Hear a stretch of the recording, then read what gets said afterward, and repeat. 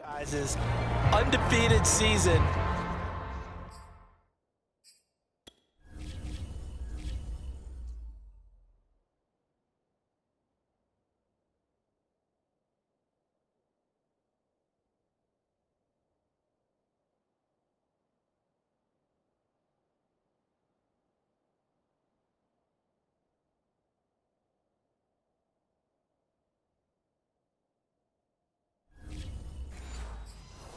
Of 1972, that team, and you know what that team does.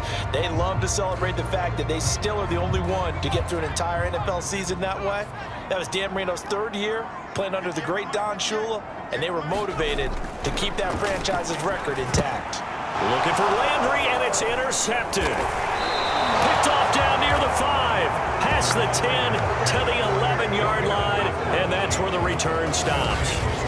Well, he had to wait until December, but congrats to the rookie, his first INT. Yeah, he's been a reliable contributor for this defense throughout the season.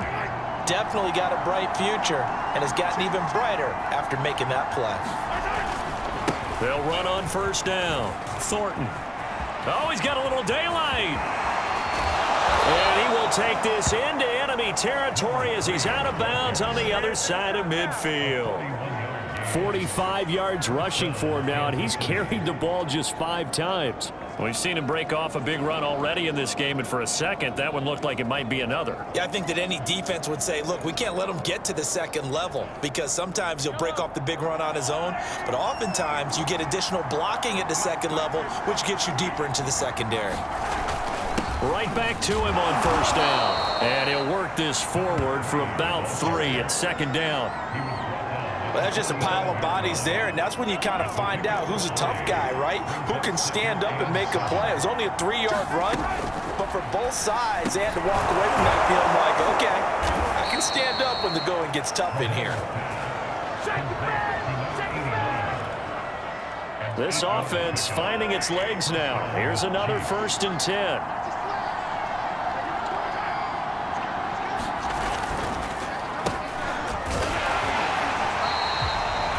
Credited with a 1-yard gain there to make it 2nd and 9. And, Charles, this defense, I have to imagine, kind of licking its chops when you get a chance to face a team that's lost 3 straight.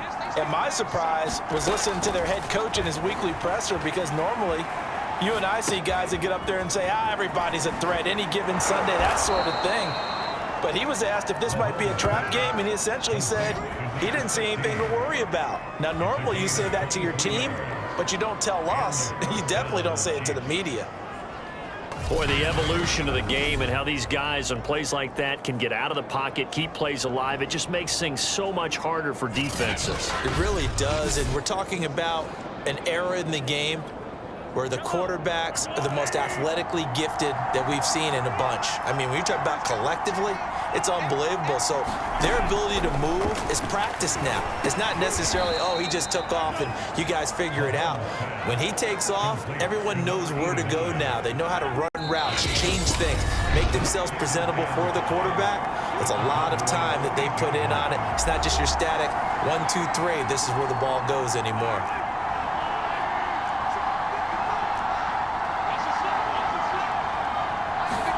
To throw again on 2nd down. Mahomes. This will be caught at about the 5. They'll get this halfway home from the 8 to the 4 on a gain of 4. Brandon, perfect defense in this situation would have meant that there was an incompletion. They would have picked it off. Okay, so they gave up the completion.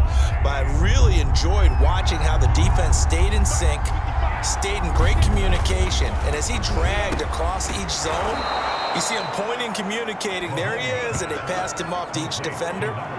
Ended up making a nice play, even though it was complete. And in a lot of ways, that catch is expected. Red zone presence, and that one was realized there. You've got to find your tight end in that situation.